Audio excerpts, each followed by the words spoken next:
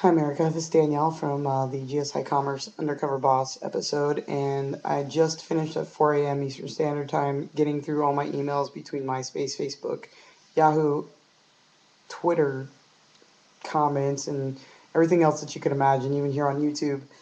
So I think I need to clear some things up. One, didn't get fired due to the episode. Two, there was no retraining offered. The filming of the episode ended in December. I left the second week of March, and it had nothing to do with the show. Three, you have to remember that you guys missed the majority of that phone call, so unfortunately, don't know exactly what all did transpire.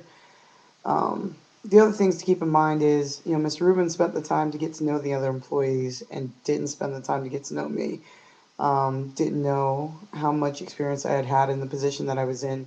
Unfortunately, I was with the company since August. I was customer sales and service position, which had nothing to do with any supervisory role. And my CET scores, which is, what you graded on with the call and everything and how you handled the customer, had always been great. Um, it's a lot different in that setting because you may get 1 out of every 30 calls as like an upset customer, whereas when you get moved to escalations, which is supervisor position, every call is an angry customer. Um, I had been promoted over to a seasonal supervisor position. I believe it was the end of November. I want to say it was after Thanksgiving, and I had 2 days of training, and then I had a couple weeks of experience before Mr. Rubin had done his undercover boss taping. And we were under the impression it was for a documentary called In the Workplace. So the other thing is, having cameras in your face, several cameras on top of that, it's a lot of pressure to perform. So, while the call wasn't handled well, the second the cameras were off and the call was over, I realized I could have put that lady on hold, but because you're trying to just get it over with at this point, because people are watching you, it's a lot of pressure to be under. I come from a collections background, so I'm used to just stating policy and procedure and, not used to all the apologies that come along with, automatically taking blame. And I also come from companies that said, instead of the customer is always right, the customer's perception is always right. And there's a big difference between the two. As far as, the statements that have been made, calling me a fat lesbian and this, that, and the other, I find those a little funny because you want to sit there and call me rude to that customer and then turn around and be as ignorant and rude as possible about somebody that you do not know. Just bear in mind that when you guys call in as customers, anywhere, even if you show up at the store and you're screaming and yelling, that's not the most effective and efficient way to get things done. I understand if you spend a lot of money on something that's broken or it just doesn't work or you never receive it, that you're upset. And especially during the holiday season, people get even more upset. But the thing is that the person that's on the other side of the line that you call or the other side of the counter that you appear at, they are a living, breathing human being as well, and they've got a lot going on in their lives. You don't know. Somebody could have died. They could have had a bad day. They could be getting divorced. Their kids could be tearing up the house, setting things on fire. They could have just found out their significant other is a serial killer. Who knows? There's all sorts of things that could play into that person having a bad day, and you screaming and yelling at them because you didn't get a $20 item or a $30 item or it was broken. It's not the way to get things done. There's a calm and effective way to get things done without having to go to that extreme. I personally have had situations where I've had lost shipments, you know what I'm saying? And calling in and dealing with somebody calmly gets you a lot further than calling in and yelling at somebody and demeaning them. I have a few weeks left of a semester and then I'm done with college. I've got my 4 year degree in accounting. GSI wasn't my end all and it wasn't going to be my end all. I've done a lot with my life. In the last 10 years, I've been all over the place. I've lived all over the country, and I've enjoyed my life. And I am prepared to enjoy the rest of it as well, regardless of the situation. My separation from GSI, having nothing to do with the show, could have actually has been the best thing for me. I've been able to open up a lot of other avenues for myself, and that's good. I enjoy what I'm doing now, and I'm happy in the setting and environments that I am in.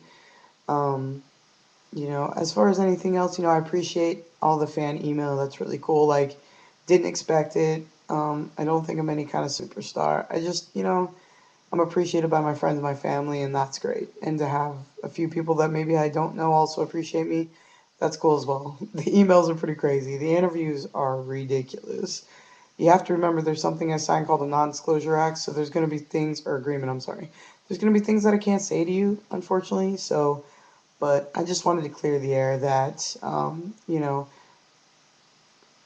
the whole thing is not a setup.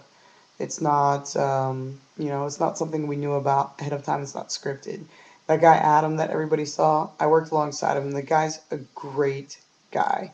He is like that every day. That grin ear to ear, the way he talks, that is him.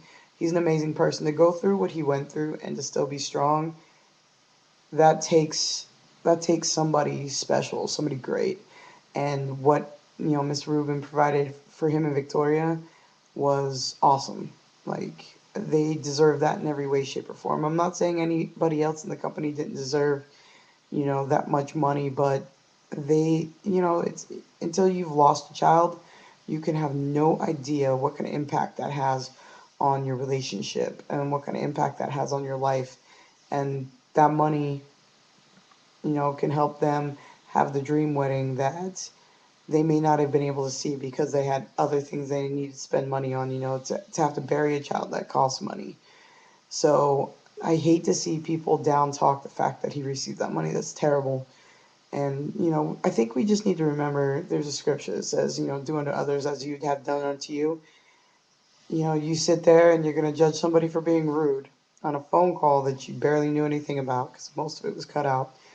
And then you think that the CEO may or may not have been right in his decision. They did cut out the part where he said that the reason I wasn't let go was because my manager said I was a good employee and I did a great job for the company. Just remember that these judgments could be made on you as well. You know, not everybody's perfect at what they do. But at the same time, it's TV, people. Is it really that serious? Do we really have to name call? You wonder why your kids are bad? I mean, look at the parents they have to look up to. If you're sitting out there calling names, what do you expect them to do? This isn't the 50s. This isn't the 40s. We're not living in a society where we should be overrun by bigots. And it's sad to see people, instead of having an intelligent conversation about the show, they decide that they want to be ignorant in their statements. My only response to that is no response at all. I mean, I could sit here and I could pick on you all day long, which is almost what I'm tempted to do because I'm as sarcastic as they come and I enjoy that. Um, but at the same time, hey, Captain Obvious stuff. I didn't really say my sexual preference on the show, but good call, definitely a lesbian. By the way, definitely single. And as far as the fat part, wow, Captain Obvious again. I mean, I don't have a panoramic view mirror, but I have to assume that the person I'm looking back at is quite large. So it's not a big surprise to me that you caught on to that as well. Anyways, so for all you viewers out there, I appreciate your patronage. I appreciate you guys checking this out, and I appreciate all the email. Really do. It's been entertaining. So other than that, yeah, I'm looking forward to doing more great stuff, and who knows, you may see me on TV again, maybe soon. Okay. So you guys have a great week, and look forward to more wonderful feedback. Bye now.